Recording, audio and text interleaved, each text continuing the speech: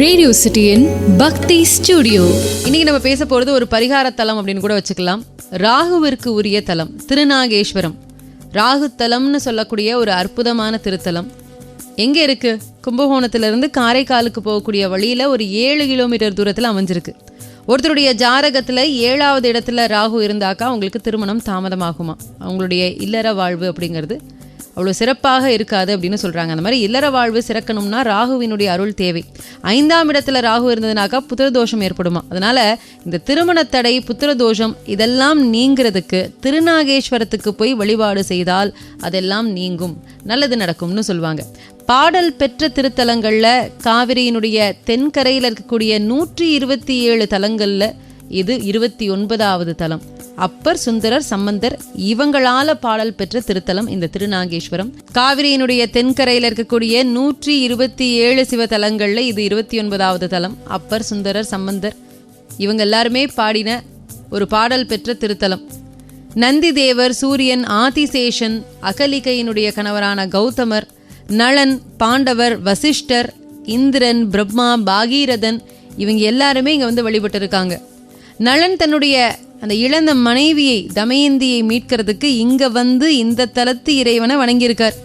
பாண்டவர்கள் அவங்க இழந்த செல்வத்தை மீட்கிறதுக்காக இங்க வந்து வழிபாடு பண்ணியிருக்கிறாங்க. ராகு பகவான் சன்னதி இங்க வெளிப்பிரகாரத்துல தென்மேற்கு மூலையில அமைஞ்சிருக்கு. வெள்ளிக்கிழமைகள்லையும் ஞாயிற்றுக்கிழமைகள்லையும் ராகு கால நேரத்துல ராகு பகவானுக்கு பால் அபிஷேகம் பண்ணினா அது அவ்வளோ விசேஷம்னு சொல்லுவாங்க. அந்த மாதிரி அந்த அபிஷேகம் பண்ணுறதுக்கு அவ்வளோ கூட்டம் இருக்குமா. தலத்தினுடைய வரலாறு அப்படின்னு பேசும்பொழுது சுசீல முனிவர் அப்படிங்கிறவர் ஒரு யாகம் ஒன்று நடத்தணும் அப்படிங்கிறதுக்காக ஏற்பாடு பண்ணுறார். அந்த யாகத்துக்கு தேவையான பொருட்களை எல்லாம் கொண்டு வர சொல்லி தன்னுடைய மகன்களை அனுப்பி வைக்கிறார். அந்த தேவையான பொருட்களை எல்லாம் சேகரிச்சுட்டு அவருடைய மகன் திரும்ப வர்றப்போ தக்ஷகன்னு சொல்லக்கூடிய நாகம் தீண்டி இறந்து போயிடுறான். தன்னுடைய ஞான திருஷ்டியால் இதை தெரிஞ்சுக்கிட்ட முனிவர் தக்ஷகனை மானிட சர்ப்பமாக மாறணும்னு சொல்லி சாபம் கொடுத்துடுறார். இறைவனை வேண்டி தன்னுடைய தவ வலிமையால் மகனை பிழைக்க வச்சு யாகத்தையும் நடத்தி முடிச்சிடுறார். தன்னுடைய செயலுக்கு வருந்தின தக்ஷகன் தனக்கு சாப விமோச்சனம் கொடுக்கணும்னு முனிவரை வேண்டான்.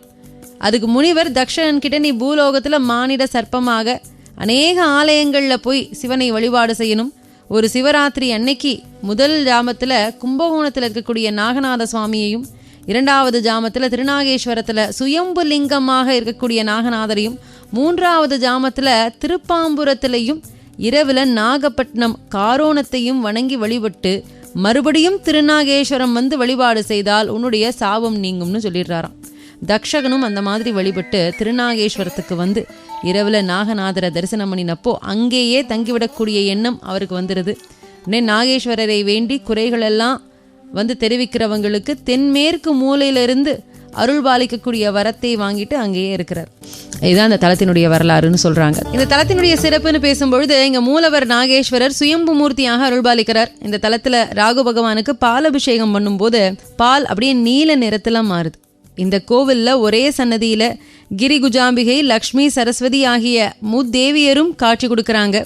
பொதுவாக ராகு மனித தலை நாக உடலோட தான் காட்சி தருவார். ஆனால் இந்த கோவிலில் மனித வடிவத்தில் காட்சி கொடுக்கிறார். இந்த கோவில் சோழர்களால் கட்டப்பட்ட கோவில். சிவனினுடைய தேவார பாடல் பெற்ற 274 சிவாலயங்களில் 92வது தேவார தலம் இந்த திருநாகேஸ்வரம். இந்த தலத்தினுடைய சிறப்புகள் பற்றி தெரிஞ்சுக்கிட்டோம் இல்லையா? இந்த தலமானது ராகு தோஷ பரிகார தலமாக இருக்குது. நாகதோஷம் இருக்கிறவங்க இங்கே வந்து இங்கே இருக்கக்கூடிய இந்த ராகுவுக்கு பால் அபிஷேகம் பண்ணி வேண்டிக்கிறாங்க. அதனால தோஷ நிவர்த்தி ஆகுது அப்படிங்கிற ஒரு நம்பிக்கை இருக்குது. அந்த மாதிரி பால் அபிஷேகம் பண்ணும்பொழுது அந்த பாலானது நீல நிறத்தில் மாறுறது அப்படிங்கிறது இன்றைக்கும் நடக்கக்கூடிய ஒரு அதிசயமாக இருக்குது. ஒவ்வொரு நாளும் காலையில் 9:30 மணியிலிருந்து 11:30 மணி, அதே போல் சாயங்காலம் 5:30 மணிக்கு, அது மாத்திரம் இல்லாமல் ராகு காலங்களில் இவருக்கு பால் அபிஷேகம் பண்ணுறாங்க. ராகு பகவான் இந்த தலத்தில் சிவராத்திரி அப்போ சிவனை வழிபட்டு அருள் பெற்றாராம். இதனுடைய அடிப்படையில் இப்போவும் சிவராத்திரி அப்போ 2 கால பூஜையே ராகுவே செய்கிறதாக ஒரு ஐதீகமும் இருக்குது. சிவராத்திரி மற்றும் ராகு பெயர்ச்சி அப்போ மட்டுமே ராகு பகவான் உற்சவராக இங்கே திருவீதி உலா வராரு. ரொம்ப விசேஷமான ஒரு திருத்தலம். ரேடியோ சிட்டியின் பக்தி ஸ்டுடியோ.